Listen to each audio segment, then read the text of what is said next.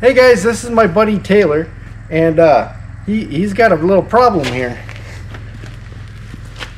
Nothing too major, but a semi-trailer, it kind of likes having the axle attached to it, you know? That's the bet. So he's got this part coming, but it's like 3 or 4 weeks out. So he was wondering if I could get him patched up and on the road. Plus, if the part did come, it's a whole thing. You got to cut this all apart and weld it in to make it work to begin with. So we're going to see if we can't straighten it out and reinforce it and get him on the road.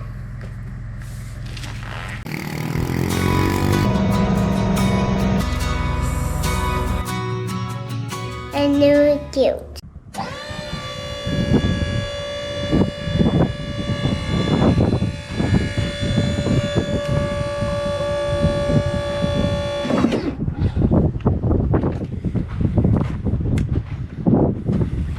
I love this remote, guys, so that I can do this.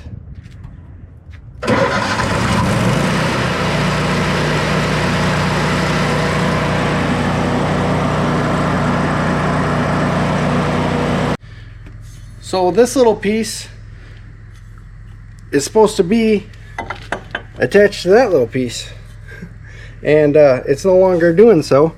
And the problem that I'm seeing is when I line this up like a puzzle, this piece has actually gotten pushed up since it wasn't held together.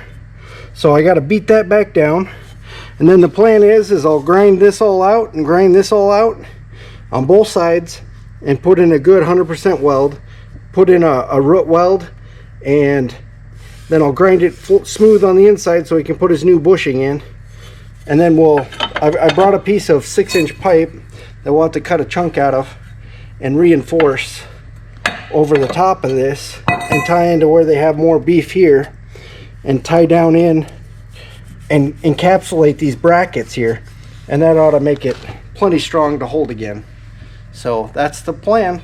So I'm gonna beat the crap out of it with a hammer real quick. That's more better.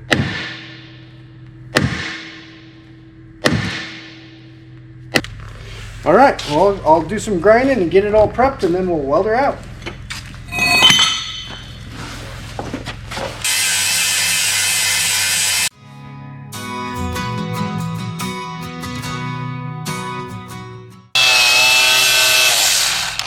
You know this is gonna smell lovely when we go to weld on it with all this rubber from that bushing like encapsulated in those pores.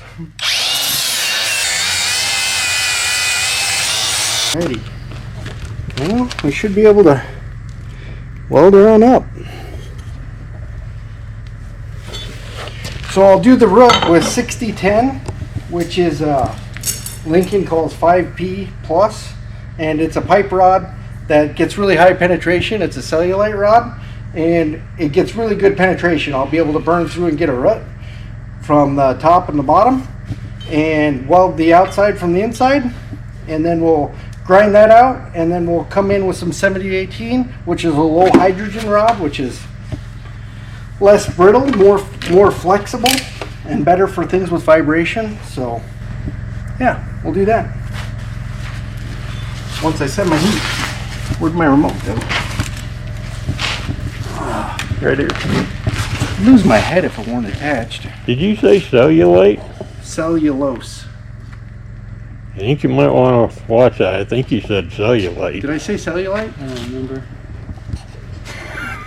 Not the same thing. It's a high fat rod. Little cellulose. Oh, what do you do? I might have. Alright.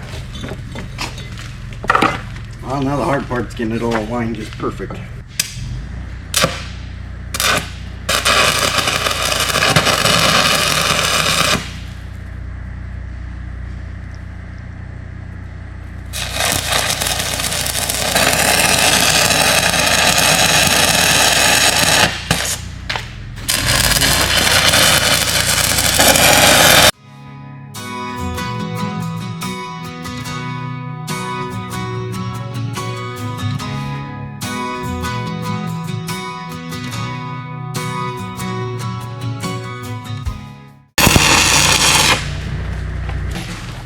actually liking that really well.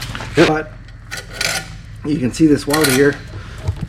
So on a rut, you always end up, it welds the inside really well, but on the outside you end up with a wagon track, top and bottom. And you normally run a grinder through that, but if you just crank up your this pipe rod hot enough, you can just burn and dig and watch it just chew all that, and then you just stack it behind you and you just work it out and then save some grinding.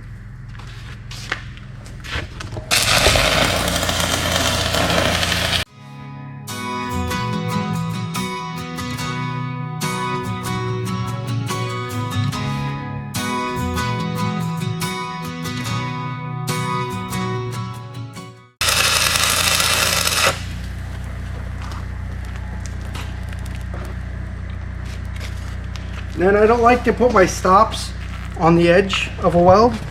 I like to come back and get a start here and work my way and have the stop in the middle of my weld, because then you don't have as weak a spot on the edge.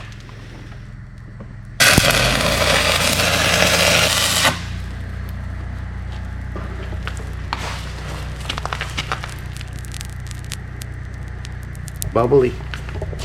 So now we've got a root in there, and that's basically a hot pass. I mean, this isn't thick enough that we need much of a fill. I'm not gonna put another pass on that until we encapsulate that, but I'll weld the bottom now and get a root in there. It really didn't open up as much as I wanted it to.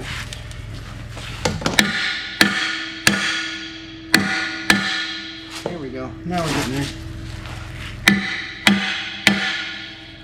Yep, I'll buy that for $1.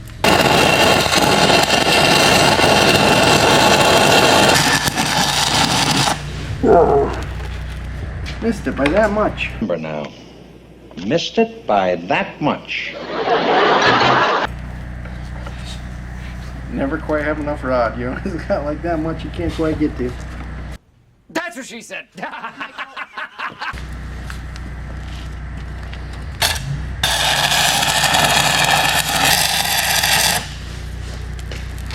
Alrighty. So you can see the welds coming out down through the bottom. Plenty of penetration. Granted, I'll grind that up and hit it from the other side too and get it all filled in 100%. So you always want to get 100% weld. You don't want to just butt two things together and weld across the top of them. There's no strength in it, so this will be as good as used when we're done. Guaranteed.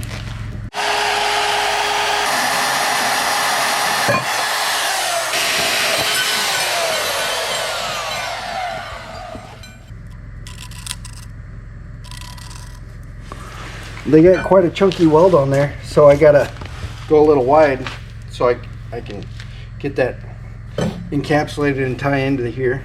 So we found a bunch more cracks back in and around this plate, so we're gonna have to flip this thing over and grind those out and weld them. Always more to do than you think there is.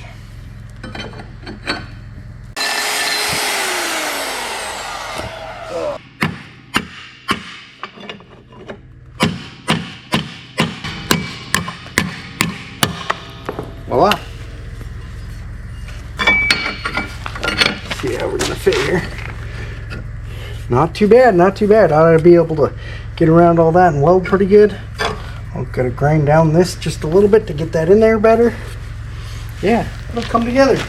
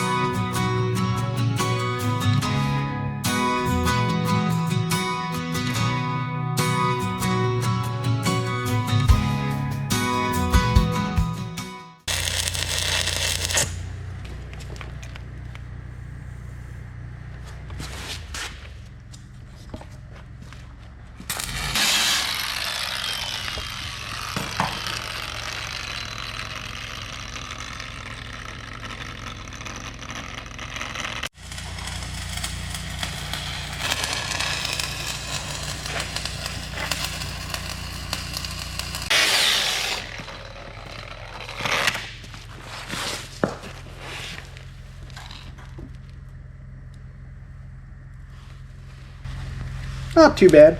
It'll hold. It'll keep the dirt out of that area. I mean, it's this top part tying together and the bottom part wrapping around that's really going to make it strong, you know. So, yep, we'll weld this up now.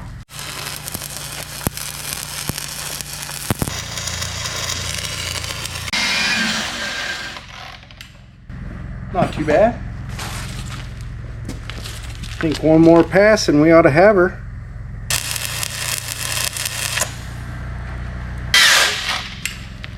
Hit the other end, and then we'll make sure the middle's all nice and smooth and ready to go. And if there's any low spots, we'll weld them up and sand them down.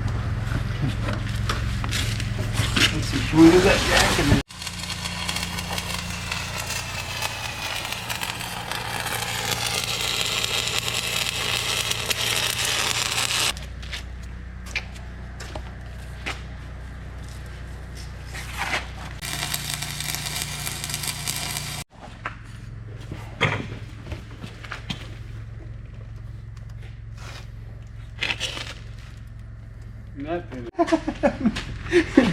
Keep it up, Peter. So here's what we're dealing with. We got this all cracked and split out, clear down here. You can see they had a super good weld with lots of undercut when you weld wrong, and it gouges the metal out as you're doing it. That's called undercut, and it makes for a pretty weak weld. So we're gonna grind this out, get a good weld in there, and make her strong again. Right. On that edge, yeah, it was just bubble gum.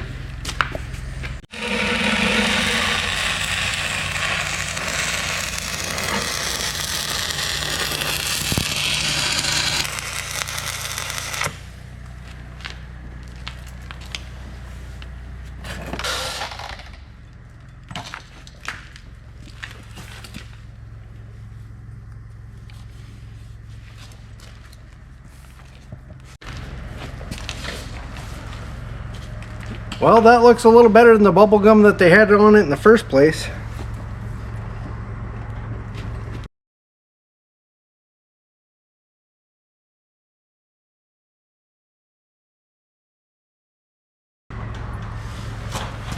We'll hit it with a little more to tie in here on the edges where it was starting to crack out, and should be good to go.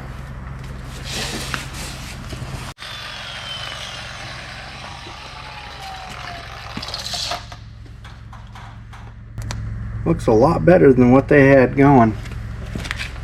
Should be a lot stronger too. Well, that's it for this one, guys. Remember, me and Jesus love you. Talk to you later.